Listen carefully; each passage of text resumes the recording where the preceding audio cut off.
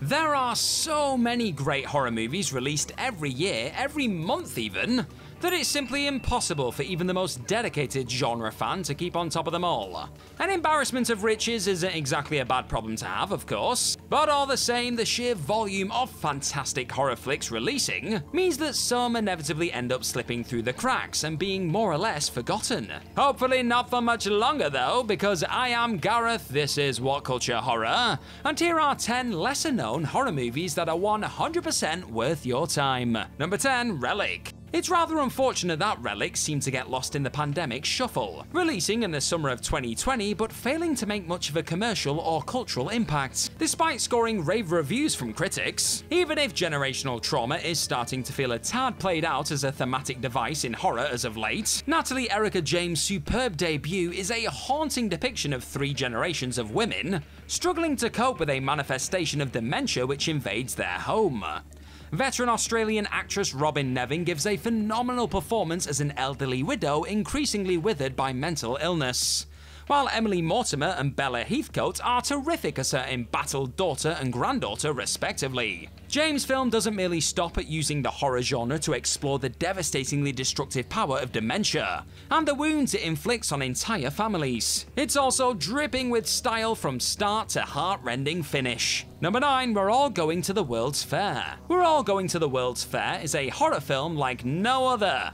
A bewildering and challenging debut from writer-director Jane Schoenbrunn, following a lonely teenage girl, Casey, who takes part in an online role-playing game with unnerving consequences. If the setup might sound a bit goofy, Schoenbrunn evidently knows what she's doing, folks, grounding her film less in the particulars of the maybe supernatural happenings surrounding the game, and more in the pervasive loneliness of modern existence, where the isolated seek refuge with like-minded folk online.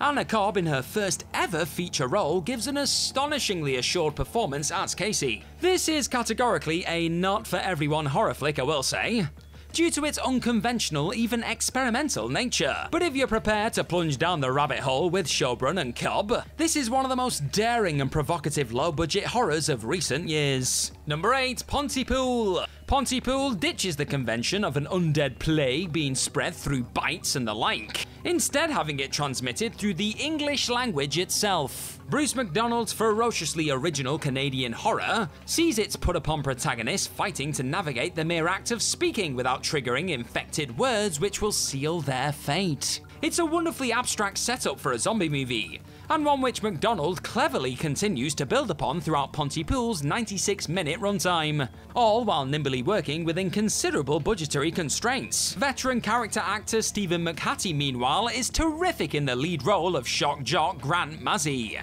And while the headier elements of its premise surely prevented it from ever catching on with the mainstream, it's a film that's even skirted the attention of card-carrying genre fans. Number 7, Cure. 1997's Japanese horror film Cure is an astonishingly original offering from the great Kiyoshi Kurosawa. Cure follows a detective investigating a series of brutal murders across Tokyo, whereby each perpetrator is typically discovered nearby with no memory of their crime. Spooky stuff! Kurosawa clearly relishes examining the well-worn tropes of the serial killer movie and turning them inside out, taking the seemingly supernatural aspect of the story and tethering it to the ground with a tonal sure-handedness reminiscent of David Fincher's Seven. Despite continuing to be held in a high regard, Cure never quite became a pop culture phenom like J-horror successors Ringu and Ju-on the Grudge, but it is absolutely deserving of your time and attention. The fact that almost 30 years have passed without Hollywood remaking it is staggering, honestly, but there's still time. Number 6, Spring.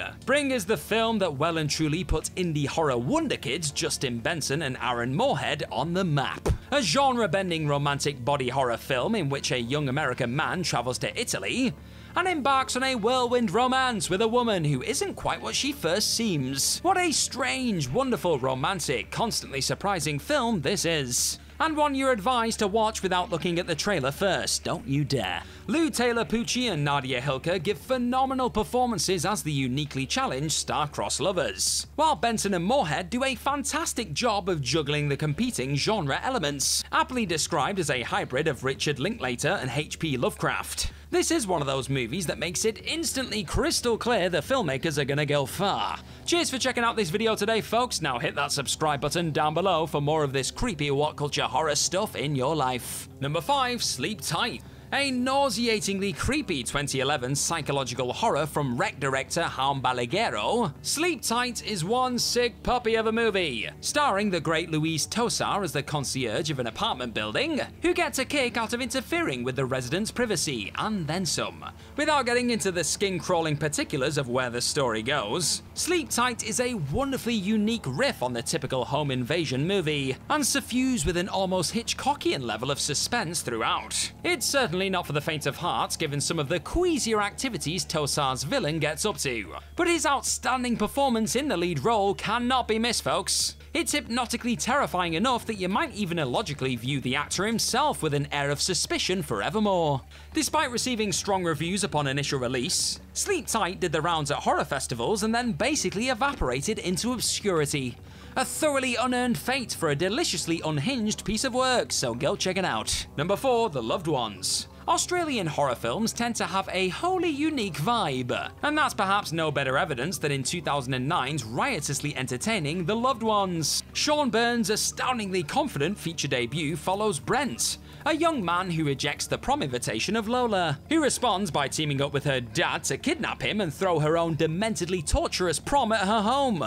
With a sick sense of humour, lashings of gore, and a phenomenally twisted performance from Robin McLeavy as every teenager's worst nightmare, The Loved Ones takes a kooky premise and absolutely sprints with it. Even when you think you know what the movie is, it has a couple of curveballs just ready to throw out, ensuring that all of its claustrophobic 84 minutes just whiz by in a flash. How this isn't a more prominent cult favourite among the general horror fandom is a genuine head-scratcher, to be honest, because it achieves a genius fusion of sicko thrills and genuine filmmaking craft. What's not to like? Number 3. Violation. Here's something for those with a strong stomach now, because Violation is a horror drama that pulls absolutely no punches, and makes little attempt to shy away from its deeply uncomfortable subject matter. An angry deconstruction of the rape-revenge subgenre, Violation follows a woman, Miriam, seeking revenge after being sexually assaulted by her brother-in-law, Dylan. But this isn't a fist-pumping, righteously feminist taking back of the controversial subgenre. This is a deeply ugly and unpleasant film about the impact of both sexual assault and the further implications of pursuing vengeance. Madeline Sims Fewer, who also co-wrote and directed it,